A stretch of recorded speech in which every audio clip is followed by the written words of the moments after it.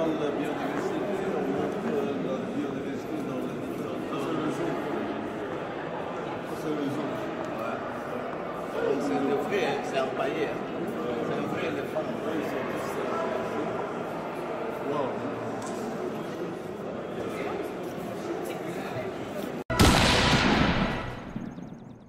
Le teaser ici, montrer que il y a cette phrase qui est dite par le professeur Yoann, chez moi, je sais plus, de la richesse.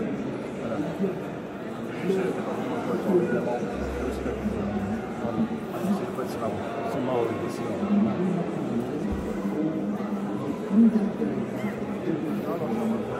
Jackie, chez moi.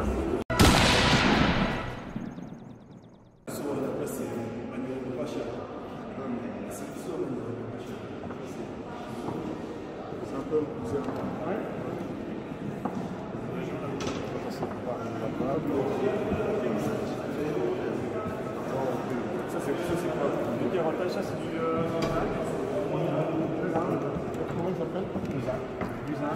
Ouais, je l'appelle Lusin gris principalement. Ça c'est matériau. On voit cette richesse de sous-sol. On a pris notre temps. En fait, en permanence, il y a un peu de Congo ici. Ouais, un peu de Congo ici. La plupart de la production vient du Congo, donc l'objet vient sur la production de l'Afrique.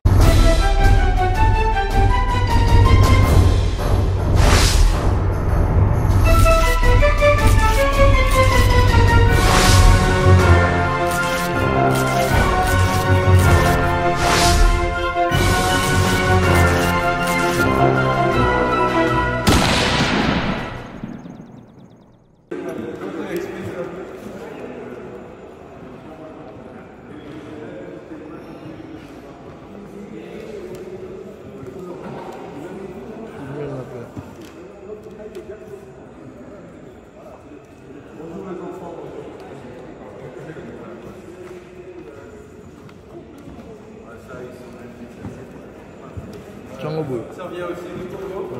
Le fameux et on est dans un lien de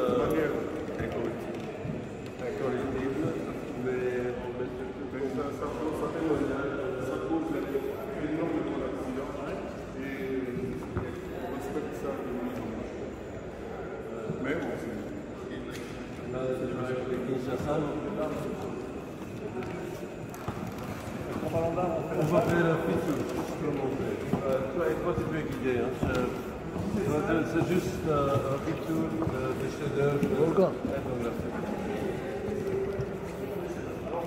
Cette discussion qu'on discute, enfin cette catégorisation qu'on discutait, qu'est-ce que c'est un chef-d'œuvre? Parce qu'à la base, ces masques n'ont pas forcément été faits, n'ont pas été faits clairement pour être dans les prix, mais comme ils sont représentants des différentes cultures, représentants un petit peu des tout beaux exemplaires de ces différentes types de masques, on a mis ici dans le chef-d'œuvre. Donc ça met en avant à la fois la culture à travers l'artiste. Les marrons du masque, c'est emblématique.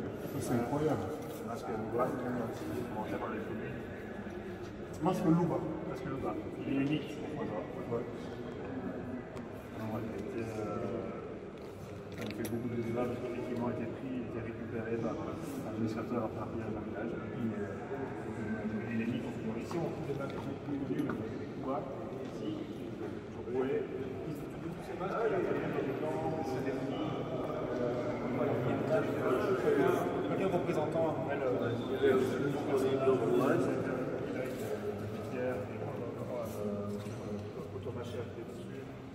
oui, à chaque fois, il y a le masque, c'est la masquisation. C'est la masque qui sont mis à la sortie des jeunes hommes. Une fois que cette condition est faite, on sort, il y a différentes fêtes qui sont mises en place, on compte de ces masques. Et chacun son identité. On trouve bien sûr tous ces objets qui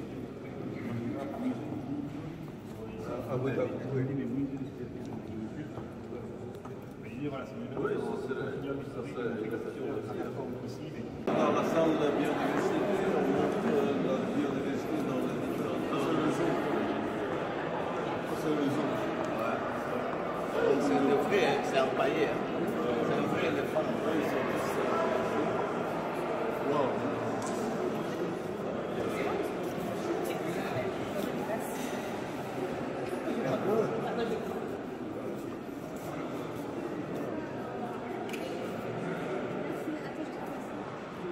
Vous avez fini. Ouais. Vous avez tous les jours, vous régalez. Absolument. On a protégé tellement de belles filles, hein, comme aujourd'hui, je pense qu'il y a plus. Mais comment vous avez fait ça? C'est un paillot, mais T'es là, genre, 2 minutes pour 5.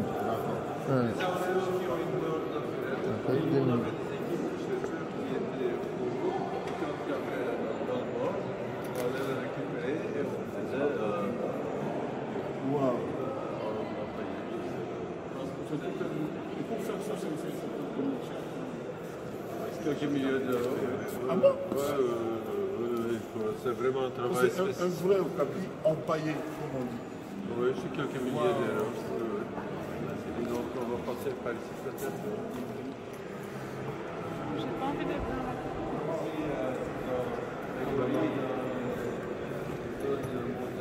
C'est ça les bonhomos? Non, le boulot, là, c'est les bonhomos. Waouh. C'est comme. Waouh. Donc ici on montre. Bonjour monsieur l'ambassadeur. Ça va bien?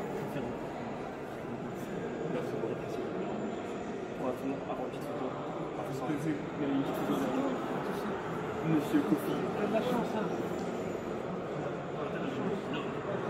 Attends, il y en a 3. Il a 3.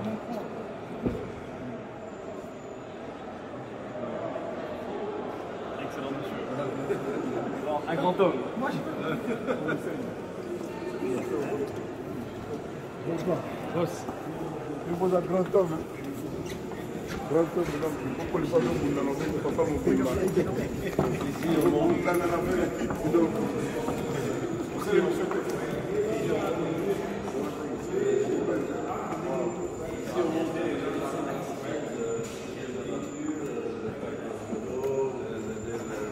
Et le bonobo, il est ici d'ailleurs.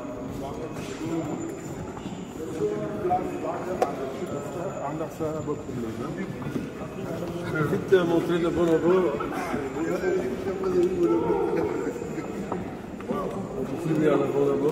Le bonobo était décrit scientifiquement pour la première fois ici dans le musée dans les années 30. Donc, Déjà, mais c'est l'animal qui ressemble le plus à celui qui amène le corona. Comment il s'appelle le pangolin? C'est lui qui a amené le corona. Wow. C'est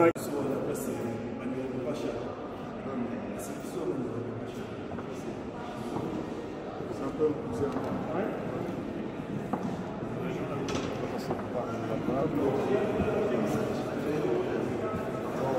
Ça c'est quoi? Le carotage, ça c'est du... Comment il s'appelle? Du zinc. C'est ce qu'on fait, ouais, c'est de la plomberie, zinguerie principalement. Richesse de sous-sol. On a pris le temps En fait, en permanence, il y a un peu de Congo ici. Oui, Un peu de Congo ici. la plupart de la production vient du Congo, donc le musée vient sur l'Afrique centrale et sur l'Afrique. Il y a quand même un focus particulier sur l'Afrique. La plupart de la collection vient du Congo. Et donc, ici,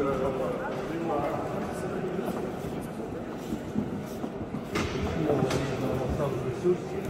On parle de genre de trucs en Afrique centrale, à la fois l'agriculture, le bois, l'importance du bois tropical au monde pour le stockage des carbone. C'est un grand chanteur. C'est une guitare chante. Ah oui.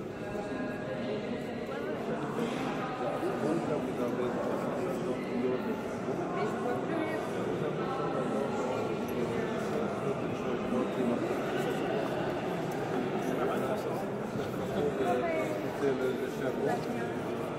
Ça vit aussi du Congo.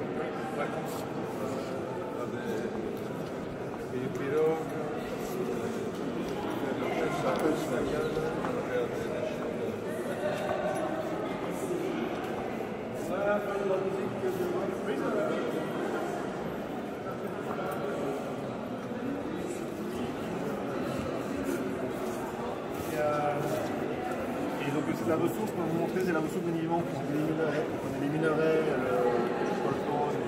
mais il y a aussi la culture comme une ressource. Dans ce sens, Kinshasa principalement, on voit beaucoup ces cultures un peu de la dépouillardise, quelque chose de l'art pour le culture. Vous avez vraiment vu le film d'Alain Cohen, le packing, c'est également. Voilà, on a un petit numéro de teaser ici pour montrer que il y a cette phrase qui est dite par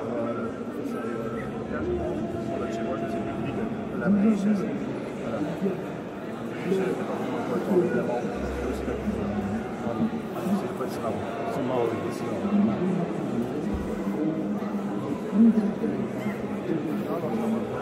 Jackie? Jackie?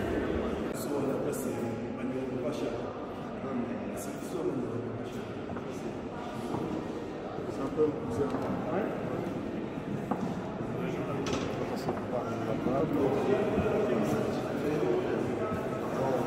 Ça c'est quoi? Du carotage, ça c'est du... comment il s'appelle? Du zinc. Du zinc. C'est ce qu'on fait, ouais, c'est de la plomberie, zinc gris principalement. La richesse de sous-sol. On a plus de temps En permanence, il y a un peu de Congo ici. Ouais, Un peu de Congo ici. la plupart de la culture vient du Congo, donc le musée des infrastructures d'Afrique centrale et sur l'Afrique, il y a quand même un focus particulier sur le Congo. La plupart de la collection vient du Congo. Et donc, dans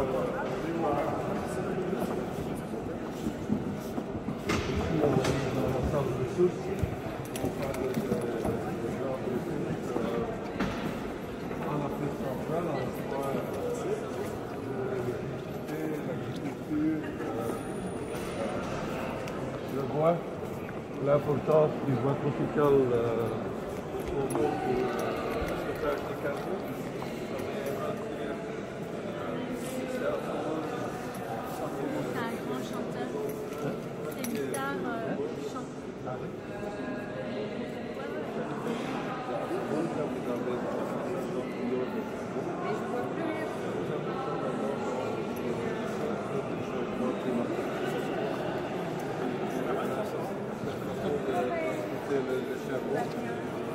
Ça vient aussi du Congo.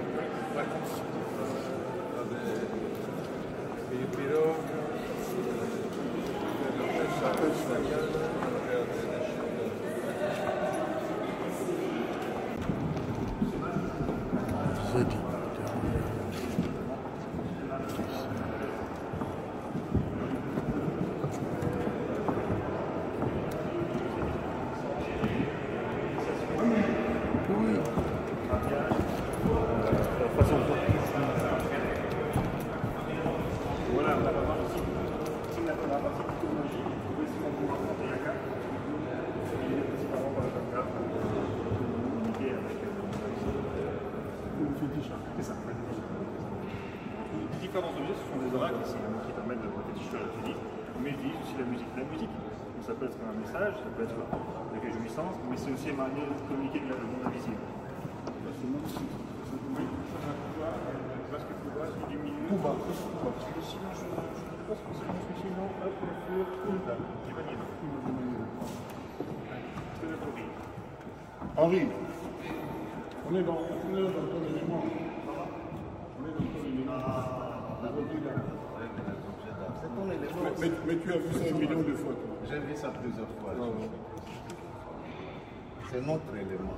Notre élément. Donc c'est un médium qui servait des portes d'entrée à la communication avec les esprits, les ancêtres, un peu comme même la routine. Je ne pense pas que les gens prient des œuvres d'art, mais ils s'en servent comme des médiateurs, des médiums. Comme la musique, c'est effectivement immatériel, il faut jouer l'immatériel. Il y a un très grand travail aussi de réconciliation. Ça, c'est très important. Ce qui est intéressant, c'est que les matériaux, vous voyez, que c'est un des théories assez anciens, et pour le reste, on a non, pas. Non. Les collections, justement, le problème de restitution, c'est que les collections sont inaliénables. Une fois qu'elles sont montrées, toutes ces valeurs d'objets sont des valeurs devenues comme ça, parce que c'est pas. Donc, un tambour de Rwanda, dernier qu'on voit avec il y a quand même ce souci vraiment de montrer les instruments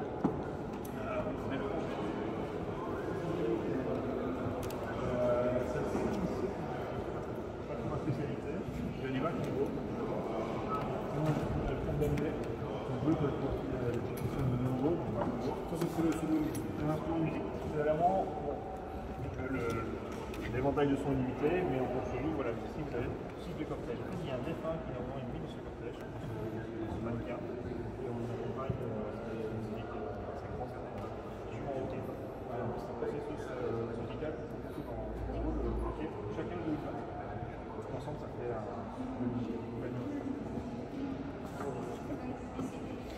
donc l'idée de montrer des instruments un peu plus contemporains, on retrouve ici donc, de la joue de Bumbashi, l'instrument qui nous vient de Zambie, qui s'appelle le Kalindula. C'est une espèce de grand banjo en fait. Trois banjos, celui-là est le petit aussi. On dit banjo parce que ça pourrait être un but, mais c'est aussi une peau qui est tendue au-dessus de la caisse de résonance.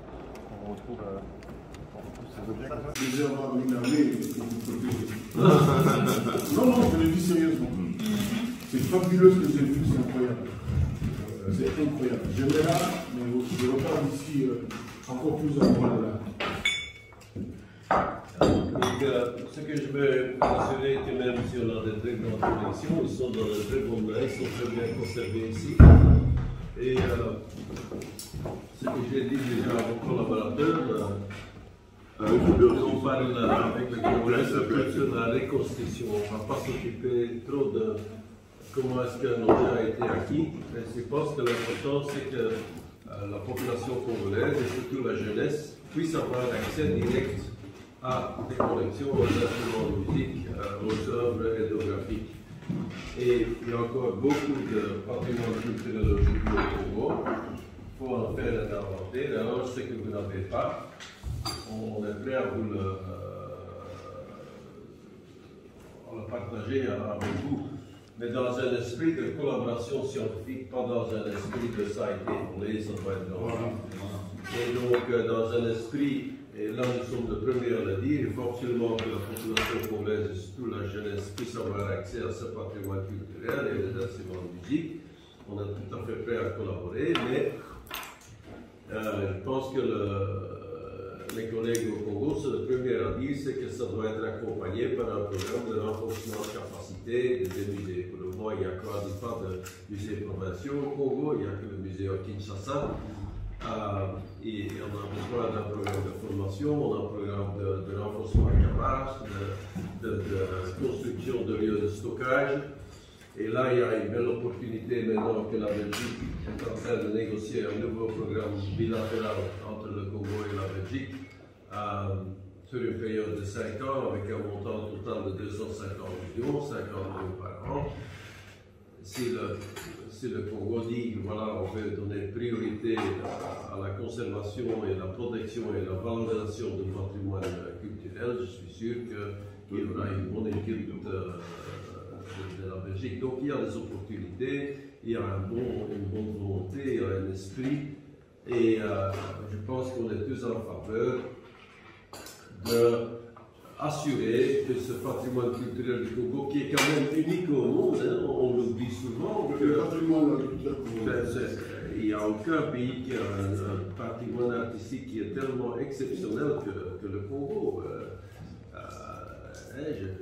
Il y a beaucoup de gens qui disent qu'il est évident que chaque pays a son style, ses approches, mais la richesse du Congo, à cause du fait qu'il y a 300 groupes ethniques au Congo qui ont chacun leur propre style artistique, le patrimoine congolais est vraiment un patrimoine mondial qui est unique, mais qui est pour le moment dans un état qui n'est pas bon.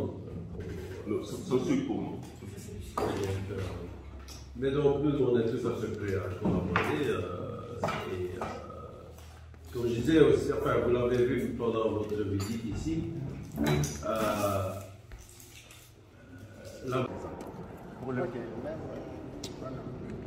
Exactement, le Semba. Le Mandingo, ça vient de Zambie, mais c'est bon. Oui, mais avec les Kalindula en Zambie, au Katanga. Oui. Ça, c'est vieux de combien d'années? Non, ça c'est 2010, 15. Ah, c'est des trucs de C'est même avec les RDC. Oui, c'était Lumumbashi, RDC. Tout ça a été acheté pour la rénovation du musée. D'accord. Il a été. Voilà, donc c'est collection ancienne. Oui, voilà, Les sons c'est une collaboration.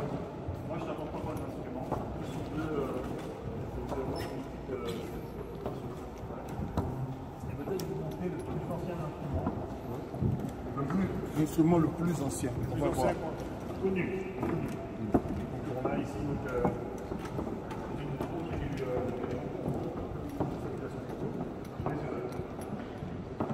ces objets ici nous montrent quelque part la collation très précoce avec les Portugais. À partir du XVe siècle, les Européens arrivent sur le Congo,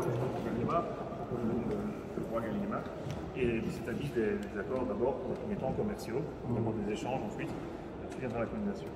Et donc cette trompe que vous pouvez voir ici, elle est assez particulière parce que c'est une des plus anciennes, elle daterait du début du 18e, fin 18e, début 19e, donc 1800 et quelque chose.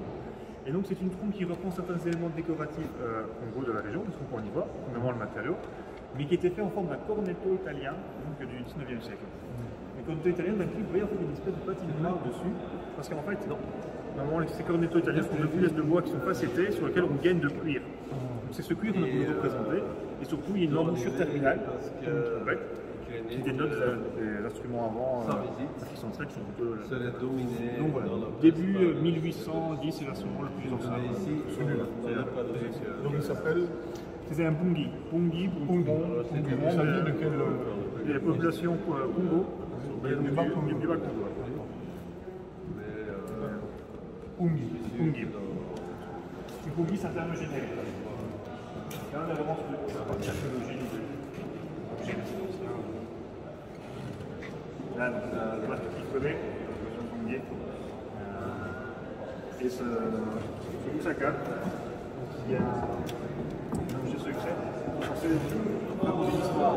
Il y a beaucoup d'objets en dehors de l'écrit, il y a beaucoup d'objets qui sont de support de mémoire. Là aussi, un initié qui peut poser ses doigts dessus, des coups, et savoir aller sur les théoriciens déjà très anciens.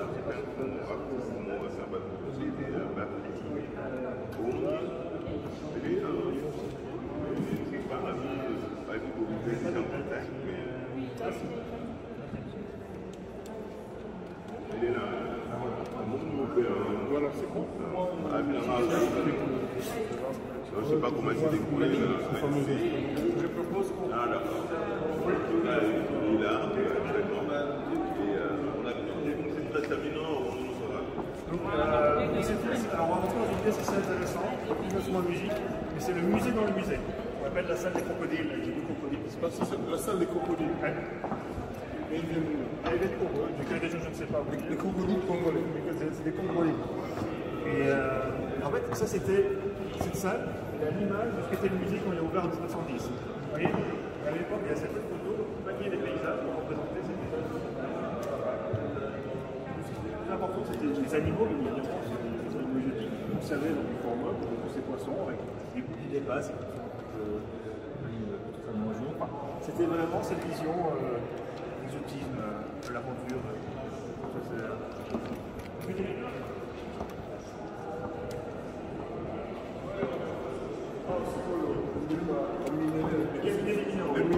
Ça peut chez du Congolais. Ça, c'est bon. Ça, c'est bon. On parle au caca photo. Oui.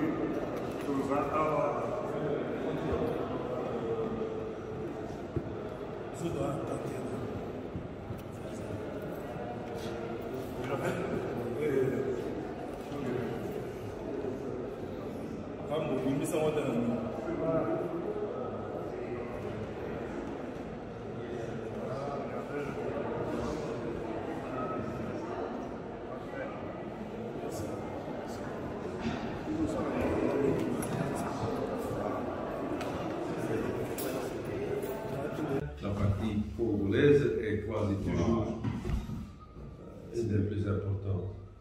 Un autre pays avec un patrimoine important, c'est le Cameroun aussi. Le Cameroun, Nigeria. Mais le Congo est la plus large, la plus grande aussi parce que le Congo est un grand pays. Hein. Quand moi je donne un PowerPoint, quand moi je donne une présentation sur nos activités, mon premier slide, c'est toujours une photo de le Congo, la carte du Congo imposée sur la carte de l'euro. Et le Congo, c'est un pays qui va de l'Irlande jusqu'à l'est de Pologne et du Scandinavie jusqu'au sud de l'Italie. Ça, c'est le Congo. Donc, c'est un pays qui est tellement vaste, 84 fois la superficie de la Belgique, et qui est tellement divers, avec tous les groupes ethniques qui ont chacun leur style artistique.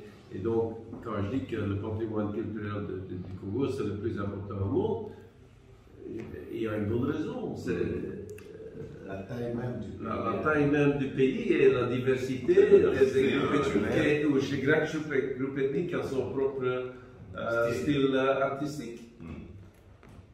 C'est vrai, on devait le réaliser vraiment, enfin, en vous écoutant, on se rend bien compte, mais c'est vrai, on ne les réalise pas tous les jours, qu'il y a cette richesse-là. Et qu'on doit valoriser absolument nous-mêmes. Donc, c'est pour ça qu'il y a dans tellement de musées, il y a des grandes collections congolaises, il y a aussi des grands experts du Congo dans tous les pays. À Los Angeles, et à Rome, enfin, il y a plusieurs professeurs spécialisés. Yale University a des professeurs spécialisés dans l'art congolais. Parce que c'est tellement intéressant, c'est tellement fascinant. Merci infiniment, M. Guido. On avait mal expliqué cette affaire. Quand on faisait la visite, déjà, moi, je me disais, mais comment on va faire? Comment ça peut se passer? La seule façon, c'est comme M. Guido a dit, trouver un moyen pour que les enfants congolais avoir accès à une formule. C'est impossible. C'est même pas dans notre intérêt. C'est même quelque part, oui. C'est il y a la reconstitution des collections, un peu comme les secrétaires généraux. Et pas uniquement, parce que vous parlez des instruments de musique. Je ne sais pas si Rémi Jardinon vous en a parlé, mais on a aussi des enregistrements de la musique congolaise ici à traditionnelle.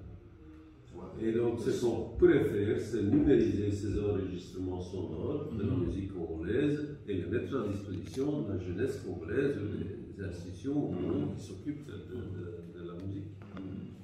Donc là, pour moi, c'est surtout un programme de collaboration, pas un programme de restitution en soi. C'est comment est-ce que la Belgique et le Congo ont une histoire commune.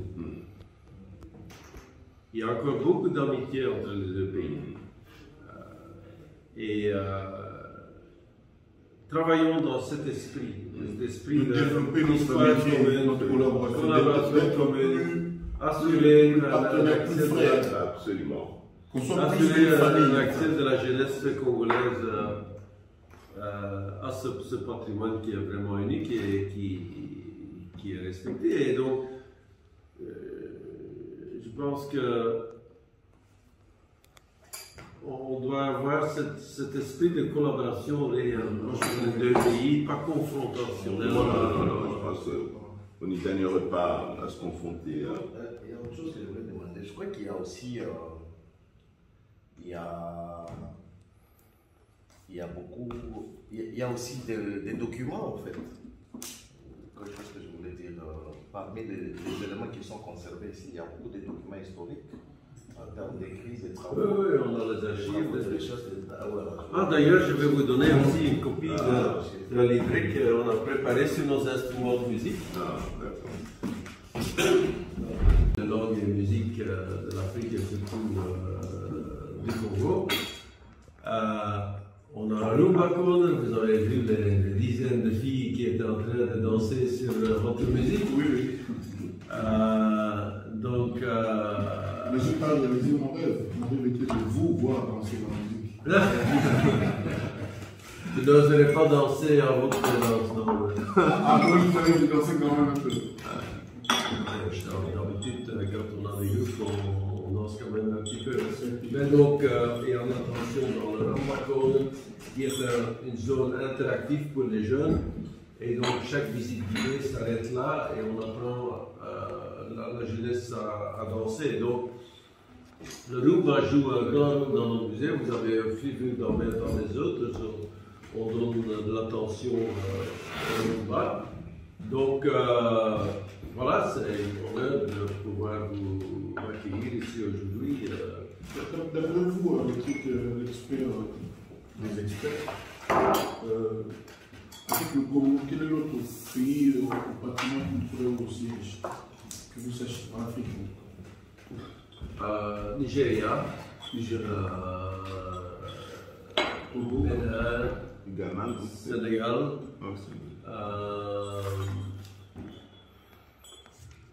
Oui, c'est surtout ce pays-là. Mais il y en a un pays qui a des autres styles, hein. Par exemple, au Kenya, il y a aussi un patrimoine culturel, mais c'est les Maasai, c'est le peuple pasteur qui ont déjà venu. Le Sénégal aussi, mais surtout Nigeria, Bénin, Congo, ce sont quand même des pays. Côte d'Ivoire aussi. et vous êtes certain que c'est le Congo qui quand même crève le plafond? Sans doute, s'il y aurait un Nigérien ici, il ferait un argument que peut-être c'est. Mais pour moi, c'est le Congo. Et je pense que je pense que pour la plupart des experts de l'histoire de l'art et les experts de l'art africaine,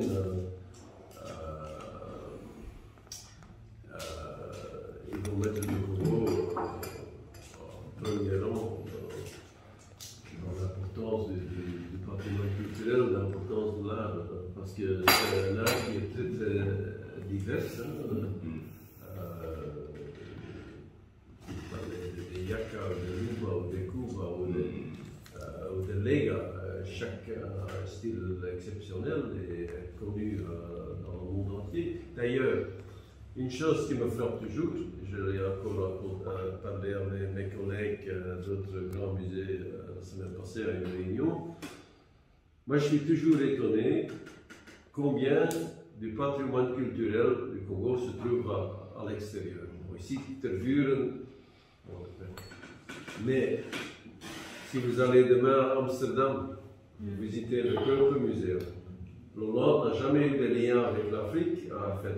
Pourtant, il y a une très grande collection du Congo à Amsterdam.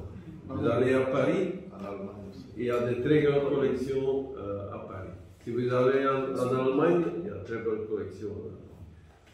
Si vous allez en Amérique, je n'ai encore jamais vu un musée ethnographique dans les États-Unis, il n'y a pas de collection congolaise. Le Metropolitan dispose de 15 000 pièces de l'Afrique. Je ne sais pas combien du Congo, mais une bonne partie du Congo. Aux États-Unis, au Metropolitan.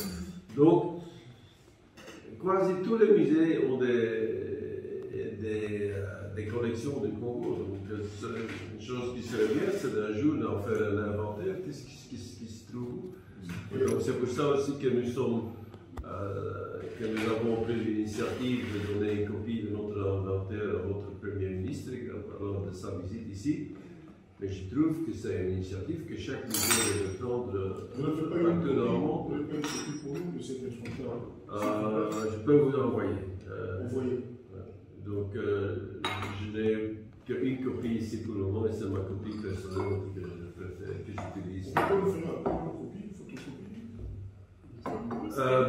C'est un disque dur, hein, je vous le montre. C'est un disque dur, oui. Mais je vais vous l'envoyer.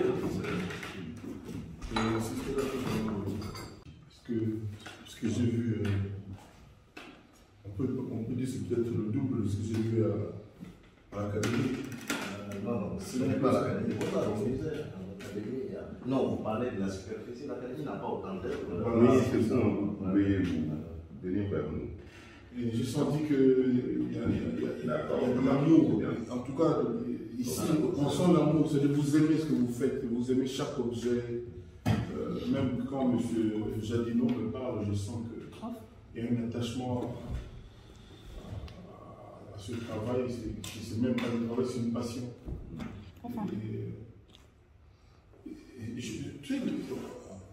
On sent que c'est. Vous savez, même les enfants, on n'a pas idée à faire du bruit, tu vois, non, c'est apaisant. C'est apaisant. Ça apaise l'esprit, quoi. Ça apaise l'esprit. Regardez ce genre de. Merci infiniment. J'ai appris et je souhaite beaucoup de succès. Vous pensez que ça pourrait aboutir notre demande là, de rapport? Oui, absolument. Il y a une chance quand même. J'espère que si les gens sont au musée, qu'ils doivent faire les copies, mais on va faire notre mieux. Il n'a pas compris quoi. Vous parlez d'inventaire ou des objets? Je suis venu pour demander à la Belgique, je me situe au Congo, de 8000 instruments de musique. Mais j'ai senti l'attachement de la Belgique à nos objets. Il y a une chance que. Les choses de l'instrument de musique, moi je préfère ne pas parler de restituer l'instrument de musique. Je veux parler comment est-ce qu'on peut trouver un moyen pour assurer que la jeunesse congolaise puisse avoir accès avec un projet commun sur la musique où on met en disposition par des prêts à long terme et qui éventuellement peuvent rester. Mais si dans ce cadre-là, on est tout à fait disposé à collaborer avec vous. Si on me dit oui, il faut absolument obligatoirement la restitution, alors moi je dirais oui, mais il faudrait d'abord développer un programme de collaboration, de renforcement de capacité, d'assurer des formations, d'assurer des lieux de stockage. Et je pense que même les gens du Musée national du Congo, et Henri le connaît très bien, selon le premier avis, que ça n'a pas de sens de renvoyer 8000 objets demain. Il n'y a pas de lieu de stockage. La volonté. Et puis, M. Guy vient de nous révéler que partout, il y a autant d'objets congolais. Oui, il ne faut pas uniquement se focaliser. Ça aussi, c'est une deuxième remarque que j'aimerais bien faire. Il ne faut pas uniquement se focaliser sur la Belgique parce qu'il y a beaucoup de collections dans chaque musée. La semaine passée, cette semaine, on avait une conférence ici du musée européen où il y avait quelqu'un du musée de Rome, de Pigorini, qui est le musée ethnographique, le musée des cultures. Et elle me parlait, elle était responsable de la collection africaine. Et moi je dis, une collection africaine, tu veux dire, ça vient surtout de l'Éthiopie et du Somalie, parce que ça c'était les colonies italiennes. Ah non, il dit, la plupart de nos collections viennent du Congo. Je dis, mais enfin, comment c'est arrivé à Rome? Parce qu'il y avait beaucoup d'Italiens qui travaillaient au Congo, qui ont ramené les choses. Un autre pays qui a de très grandes collections du Congo, c'est la Suède. Ah bon? Oui. À Göteborg, si vous allez au musée des cultures mondiales à Göteborg, ce n'est que le Congo qu'on vous montre. Donc, vous faites le tour de l'Europe, partout vous allez voir des collections congolaises. Donc, on parle toujours d'Interview, mais oui, on a la collection la plus importante, mais il y a beaucoup de... C'est peut-être le lien historique qu'il y a la Belgique au Congo qui fait qu'on a le focus sur la Belgique. Et aussi parce que notre nom, jusqu'il y a quelques années, était le musée du Congo. Ça rattache. C'est pour ça qu'on focalise toujours sur nous. Mais si vous allez en Suède, à la fois Göteborg et Stockholm, vous allez à Copenhague, vous allez à Rome, vous allez à Amsterdam, vous allez à Berlin. À Berlin, ils ont des dizaines de milliers de collections du Congo. Vous allez à Paris, à Quai Branly. Donc, nous ne sommes pas les seuls. Et donc,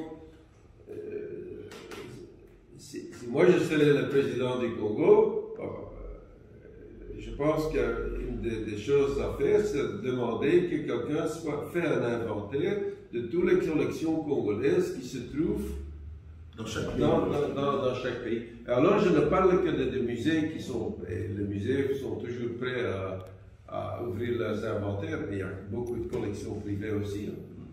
Peut-être que des paroles qu'on peut porter, je ne sais pas. C'est comment sur un inventaire, on est surpris. Donc il ne faut pas uniquement avoir l'inventaire de nous, il faut avoir l'inventaire de tous les musées. Et comment vous expliquez ça, les objets congolais sont l'intérêt de tous ces pays à la culture du Congo? Comment expliquer ça? L'explication est très, très facile. C'est ce que je disais au début. Le patrimoine artistique du Congo est unique au monde. Unique. On doit réaliser organisé. Le patrimoine culturel du Congo est unique au monde. C'est pour ça que le patrimoine culturel congolais a inspiré de nombreux artistes européens. Picasso. Ah ouais, bien sûr, le cubisme. Et donc, de cubisme, et c'est pas pour rien. C'est pour ça aussi que chaque musée ethnographique dans le monde a un volet africain.